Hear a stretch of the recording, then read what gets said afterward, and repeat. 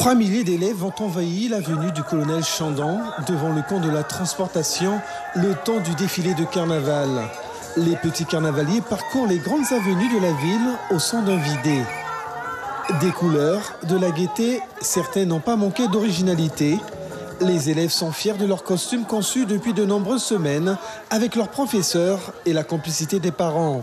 On a travaillé beaucoup de choses avec le carnaval, le costume, on a fait des élections de reines dans l'école et les élèves étaient très investis cette année, ils ont beaucoup apprécié. Ils ont eu l'idée de leur costume, ils ont travaillé pour et ils étaient fiers de le montrer aux autres écoles. C'est vrai que c'est très joli, il y a beaucoup d'originalité et pour ma part, ça m'a fait très plaisir d'accompagner la classe de ma fille et l'ensemble des autres écoles car pour les enfants c'est important, ça fait partie de la coéducation et du coup c'est la fête pour tout le monde, les enfants, les parents, les maîtresses.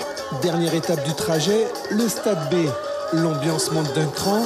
Petits et grands se défoulent une dernière fois avant que les élèves puissent nous accorder leurs impressions de cette folle journée de carnaval.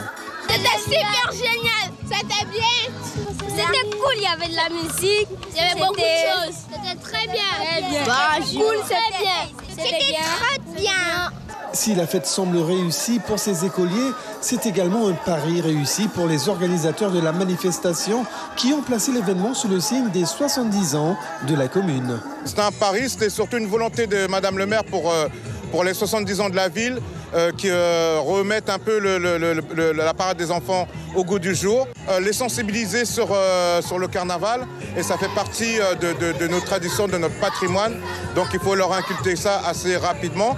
Et la deuxième chose, c'est aussi permettre à des enfants qui n'ont pas forcément l'occasion d'aller dans des manifestations comme ça, de participer dans ces manifestations-là et être spectateurs de ça. Satisfaits de cette première expérience, les organisateurs pensent déjà au futur défilé des écoles à Saint-Laurent-du-Maroni. Suivez l'info sur Guyana Première, télé, radio et internet.